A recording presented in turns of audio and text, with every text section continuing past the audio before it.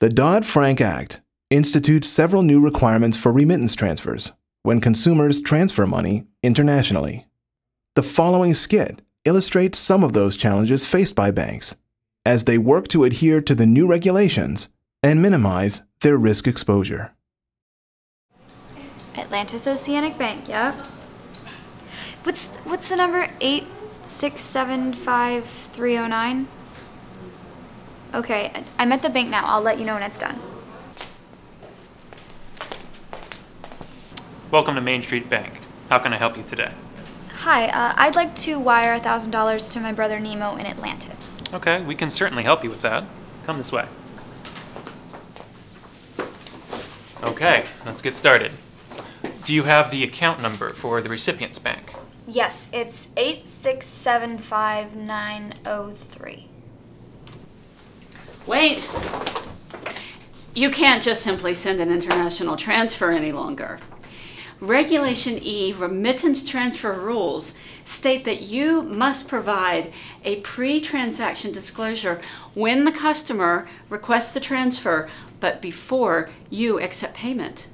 Your prepayment transaction disclosure should include the transfer amount in funding currency, the fees and taxes imposed and collected by Main Street Bank, the total transaction amount in the funding currency, the currency exchange rate, the transfer amount in the recipient's currency, and the fees and taxes imposed by all parties.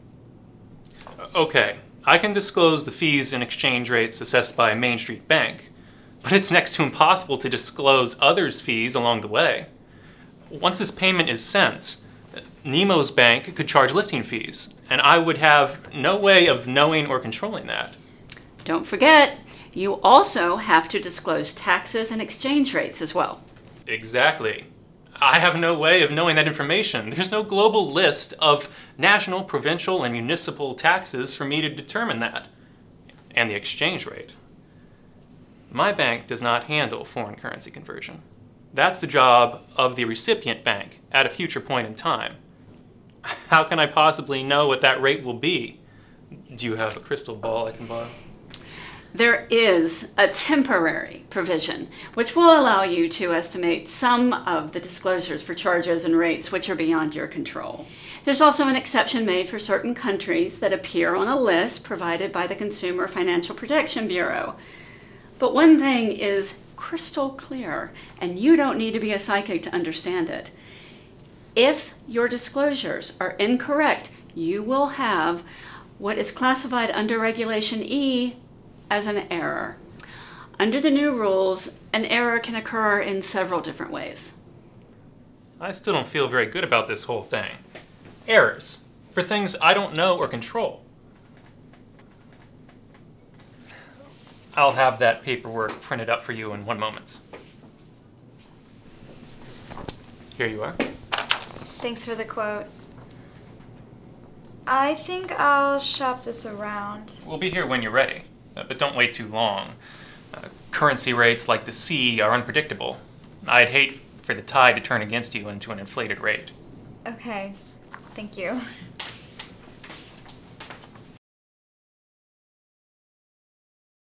Hi, you might remember me. I came in 2 days ago asking about a wire transfer for my brother Nemo in Atlantis. I'd like to send the money now, please. Of course.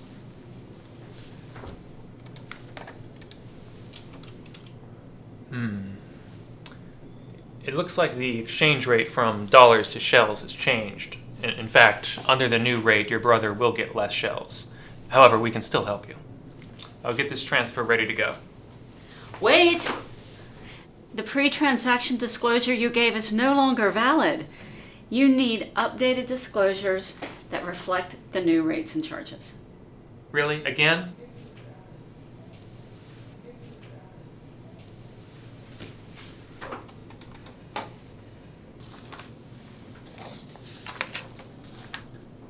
You're right.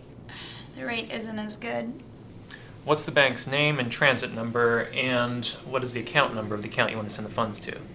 Atlantis Oceanic, 8675309. No, wait, it's 8675903. Okay, this will just be a minute. I just have to enter the information and hit send. Not so fast. You can't just hit send. You need to provide receipt disclosures and some other information.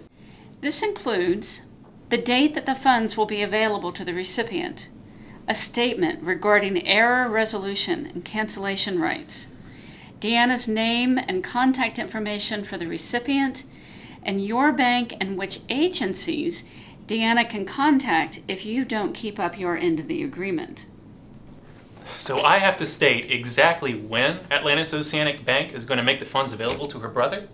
Well, there may be local holidays involved, or the bank may not be so quick to release the funds. What if the recipient's bank goes underwater? I can't disclose what I don't control. The best course of action might be to propose a more conservative date for funds arrival, and then tell Deanna that her funds may be available sooner.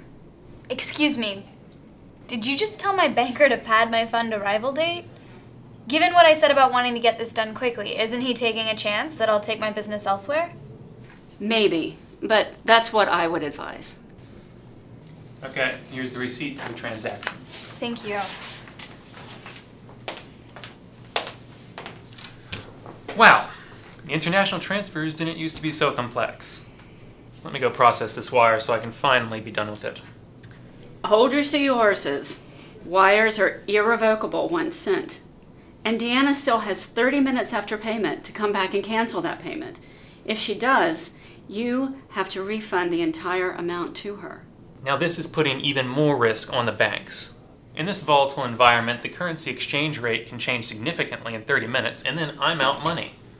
Even if I go out and cover the transaction immediately and wait the 30 minutes, my bank is still taking the currency risk because the customer can come back and cancel the transaction. I guess it's safe to send this wire now. You're not going to tell me to wait again, are you? You can push the button, but technically it's not over for 180 days from the promised date of delivery. Until then, a consumer can make any number of claims or errors, including an incorrect amount, a computational error, a failure to provide Nemo the amount disclosed on the receipt, or a failure to have his funds available on the specified date, even if the error was caused by providing bad information or through fraudulent activity.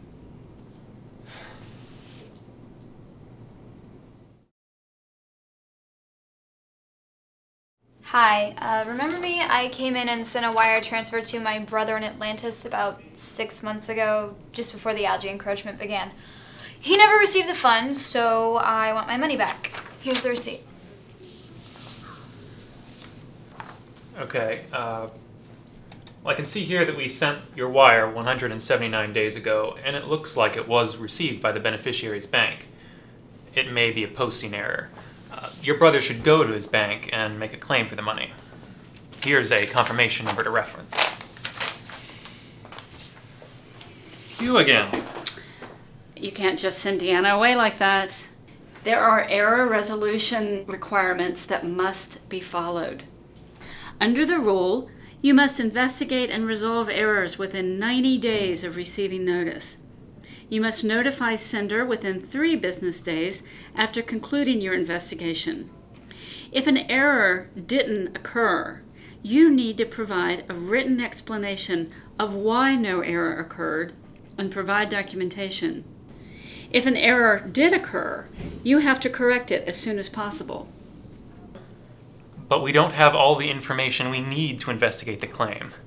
The recipient bank has the information we need to resolve the situation, and they're not obligated to cooperate with our investigation. But at least I'll have recourse against the recipient bank, I guess. Actually, you might not.